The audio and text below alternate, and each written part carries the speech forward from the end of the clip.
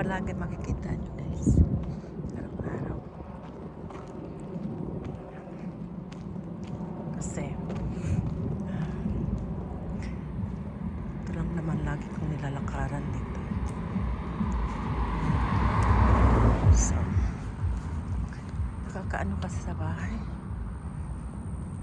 pag ganitong oras. Ayan, ayaw ko naman mag-nap kasi hindi ako makatulog sa gabi. So, maganda yung pagod ka sa araw para madali kang makatulog. So, yeah, ito pa rin yung neighborhood namin. Tahimik lang talaga dito guys. May makikita kang mga tao na naglalakad. Pero,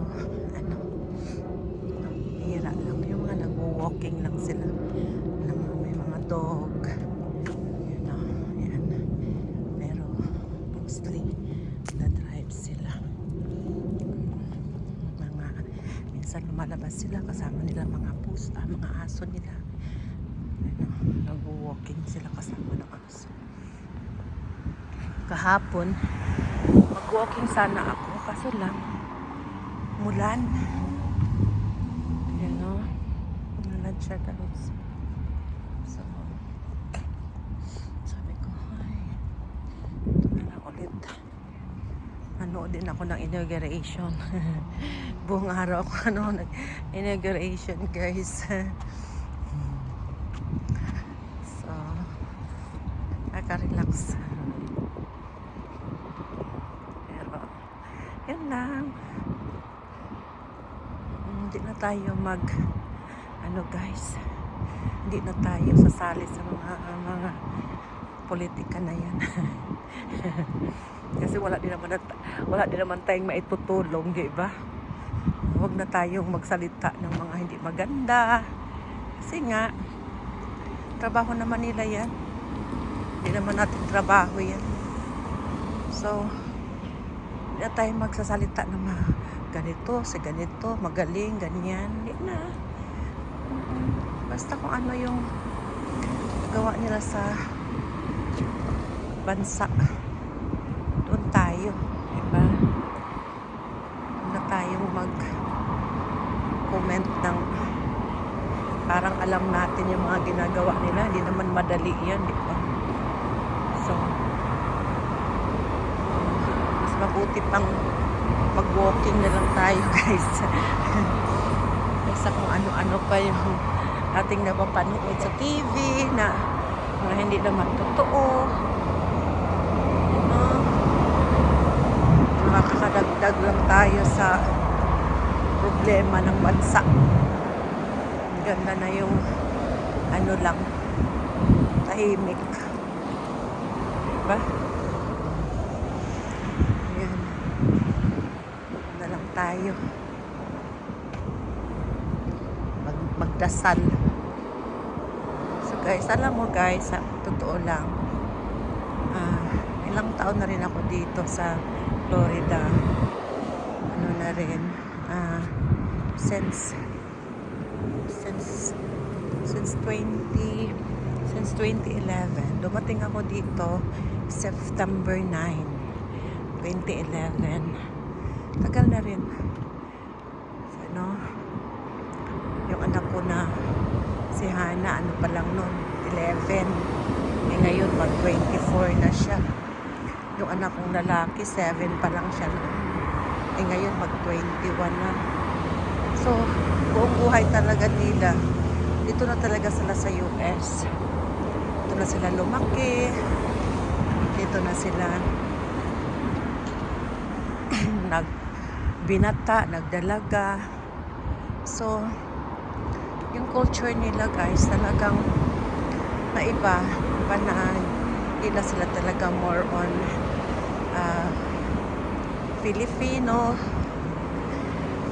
pero palagi ko pa rin naman silang pinagsasabihan ng mga ganito tayo, mga culture natin ng mga Pinoy, pero syempre di mo rin naman sila maiiwasan kasi nga yung mga kaibigan nila, mga kaklase nila, hindi naman nila kalahi.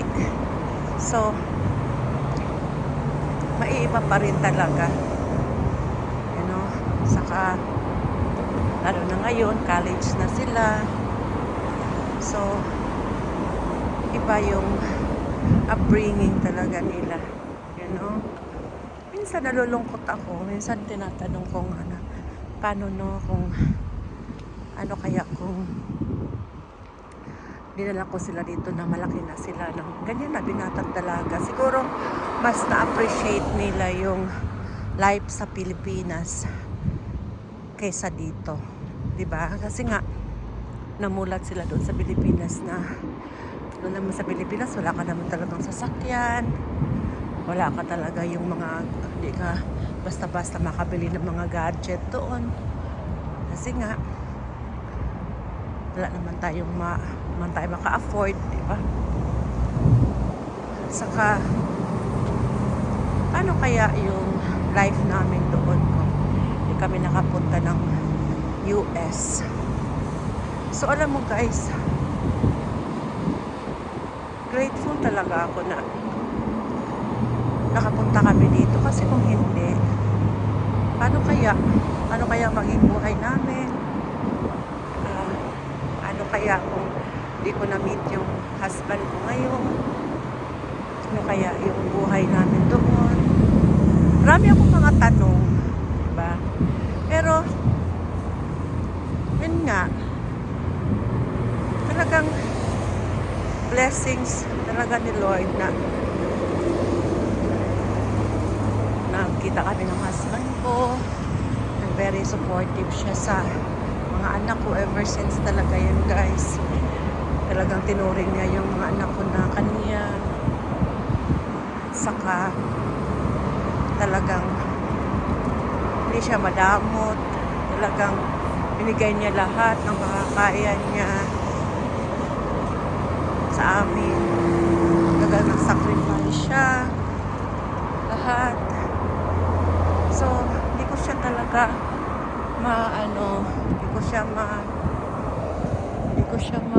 guys na I know, walking hindi ko siya guys ma-explain kasi talagang we're so blessed talaga, you know, may asawa ka na talagang sa hirap at ginhawa kasama mo na wala kang naririnig na ano-ano. Minsan hindi mo maiwasan na meron siyang mga sasabihin, pero at the end of the day nandun pa rin talaga yung pangunawa niya sa mga bagay-bagay. Saka hindi siya yung tao na kinikwentan niya lahat ng mga ginagawa niya. Minsan pag nag-uusap kaming dalawa, minsan may masasabi kami na paano no kung ganito ginawa natin, ganito ganyan, siguro ganito may mga ganyan, pero mo naman maiwasan yun guys, di ba? Meron kayong mga hugot pero at the end of the day kasama pa rin kayo, nagkakaintindihan, diba? Higit sa lahat hindi nagbabago yung pagmamahal nyo sa isa't isa, yan, no? Yung respeto talagang andoon, kikita mo. Kaya thankful ako guys na nakarating ako sa Amerika. Hindi din madali talaga ang buhay sa Pinas. Lalo na kung wala kang trabaho, wala kang natapos.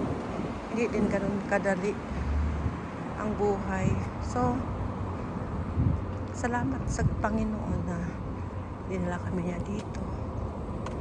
Na yung mga anak ko natutong magtrabaho, matutong mag-aral at magtrabaho at the same time. Kasi may mga gusto sila na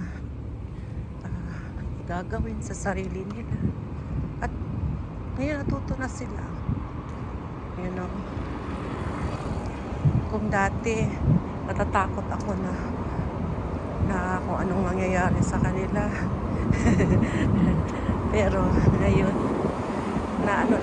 nakakaintindi na ako sa kanila na buti pala yung gano'n na kailangan pala matuto sila sa buhay. Ngayon yung anak ko nag-aaral, babae nag-aaral at the same time nagtatrabaho at asawa naman ng Diyos. Maganda naman yung trabaho nila.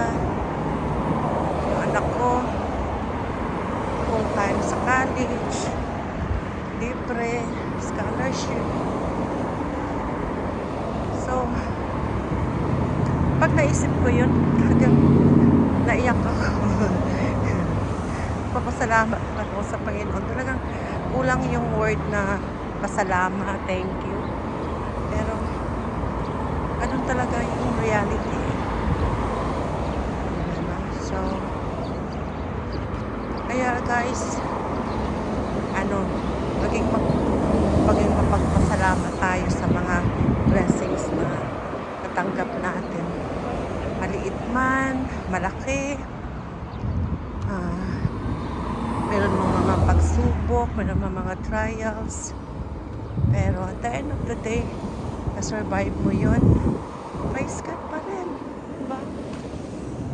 Na sa buhay, sa bawat trials, mayroon kang natututunan, and nag-grow ka as a person, basta patuloy lang manalangin. So guys, ito tinan mo, Starbucks guys. So walking distance lang talaga sa amin guys. Yung lahat. Tatawid ako guys. Walking distance lang talaga. Tapos ito yung restaurant. Mga restaurant na yan dyan guys. Yan, may Japanese restaurant dyan, yung Hero. Ganda. Sarap yung ano nila dyan guys, sushi. Yan. Sarap din yung soup nila dyan. Tapos madami. Meron silang mga Mediterranean food. Meron din buffet, Asian buffet. So yeah, lapit lang. Ito din ako bumibili ng pizza. Merong pizza dyan na sarap din siya. Argentinian pizza. Sarap. Ayan, no Hero guys. So, yeah. Japanese restaurant yan siya guys. Japanese restaurant. So ngayon, Tuesday, afternoon dito. Yeah, may traffic na yan dyan na 5. Traffic na dito. So, gusto ko lang talaga dito guys kasi nga, tingnan mo yung sidewalk. Ang lapad. Tapos may mga nagja-jogging, may mga nagbabike. May nag-motorbike. Yan. Kababji guys. So, yan. Ayan kay Kababji. Yan. Ano yun siya guys? Mediterranean. And Middle Eastern restaurant. La Matera. La Matera siya kay parang Jewish siya. So, silang restaurant dito. And na-try ko na yung Kababji. Sabi ko nga, nagkaroling kami dyan ng Christmas, guys. Umibigay sila. Ibigay talaga sila, guys. Kakatuwa. Dito. Nagkaroling kami dyan. Ayan, walang masyadong traffic. Kaya maganda mag-walking dito, guys. Kasi, marami ka nakikita. Marami kang makikita, marami kang mamaya daan tayo sa pwede tayong makainom sa Starbucks. Hanggang dulo lang naman ako mag-walking guys, tapos balik din. Ayan na. Nilalakad ko lang. So, bali from the house, minsan nga ano lang siya, 25 minutes. Yeah. 20. Yeah. Pupunta akong pupunta ako ng Mendixi. So, bibili ako ng makain. Tapos, minsan naman, punta akong PG Max. Wala lang, tingin-tingin lang. Kaso nga lang guys, pag tingin-tingin nga, may makikita ka nga talaga. Ay, Diyos ko. Maingganyo ka naman po. Pero, guys. Ayan, ito naman guys, siya Peruvian. Ayan guys, oh. Ayan, Peruvian naman yan. Siya buffet. Buffet din yan guys. Ayan, maraming mga restaurant dito. Hi!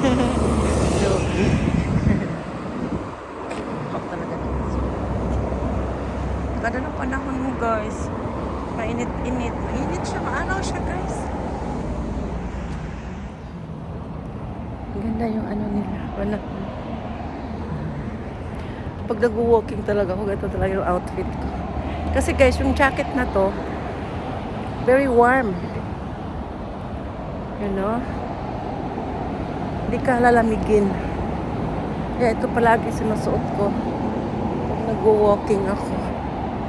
Kasi nga, napaka-warm niya. Saka light.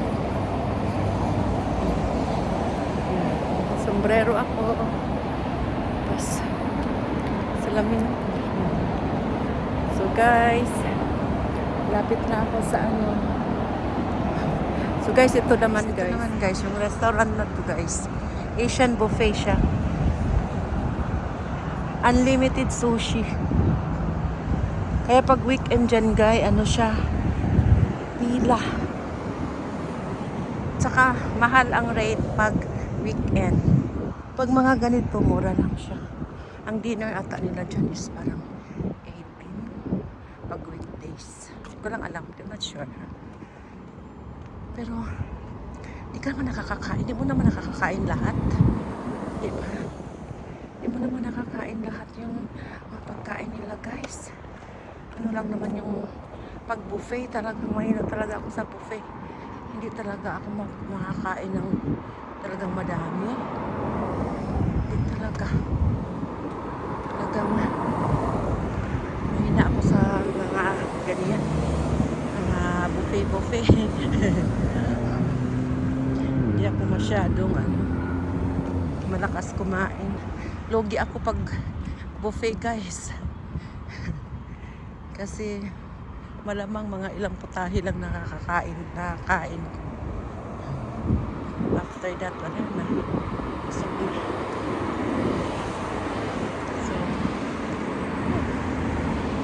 ito naman guys, yan dyan. Ulit, upmark na siya. Dagat din yan siya dyan. May mga din dyan. May mga cottages. Cottages din dyan guys. Na pwede ka mag-ihaw, pwede ka magdala ng mga pagkain, pwede ka mag-celebrate ng birthday. Yan. May bayad yung entrance. At saka may bayad din ata yung pag gusto mo kumuha ng kubo. Pag ganoon, babayaran mo din yan. Ito yung sabi ko guys na maganda yun guys. Tingnan mo. Tawag sa amin yan per pagayo. Ay, ganda. So, yeah. Ganda din. Ganda ang araw namin ngayon. Grabe.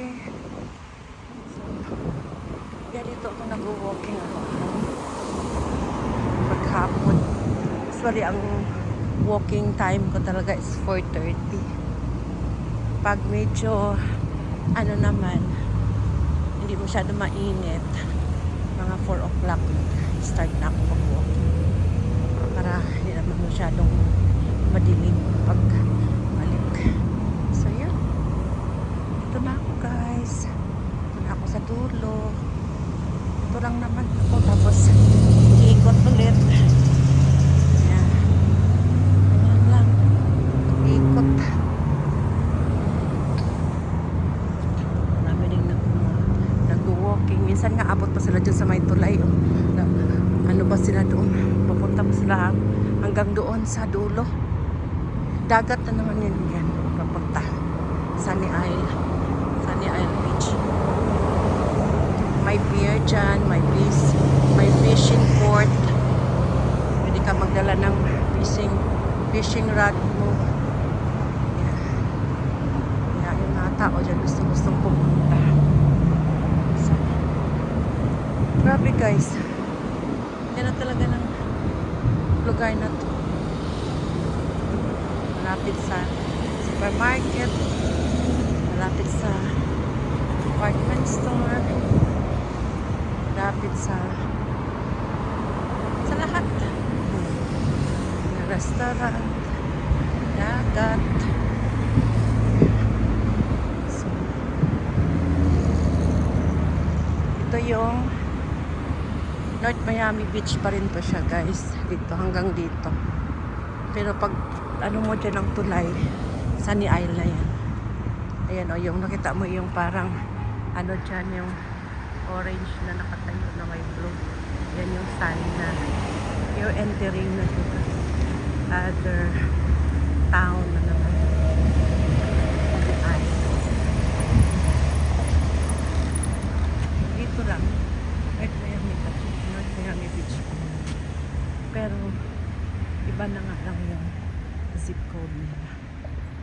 Yung dati North Miami Beach kami 33162 yung nalang, dito iba na yung zip code.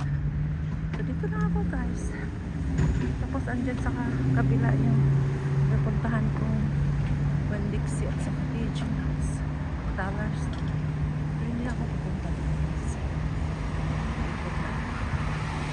Balik na guys, ayan, pasok tayo dito guys. Pasok tayo magdala, kami magdala. Padaanin muna natin bago tayo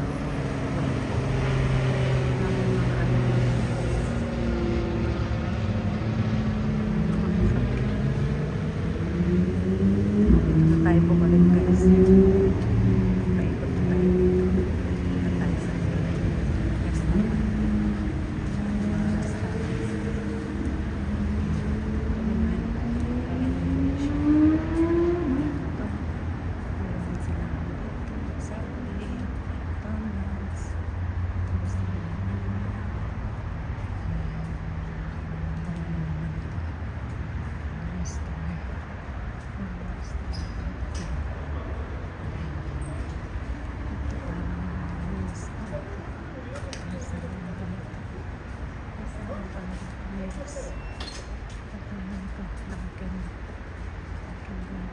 Para sa Dunkin Donuts naman.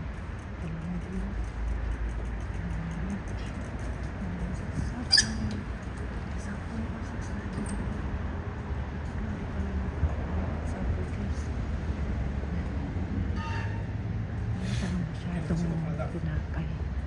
Nakasapang tinapay, hindi ko masyadong nakakain. Dati mahilig ako sa mga sandwiches. Pero ngayon, hindi na masyado. Yan na naman ito, guys. Yan na. Gumamela. So, ito, pabalik na ako, guys. Ikot na ulit. Pauwi na ulit ako. So, yan. See you there, guys. Thank you sa pagsama sa daan tayong Starbucks. Mag-video ako pagdating doon. See you. Salito na ako sa bahay. Nagluto ako ng adobo. Hindi na ako nag-video doon sa Starbucks kasi may music. So nagluluto ako ng adobo guys. Kakain ako. Nagutom ako habang nag-walking. Thank you for watching, guys. At sana patuloy niyo akong samahan. And ingat kayo lagi. Bye for now.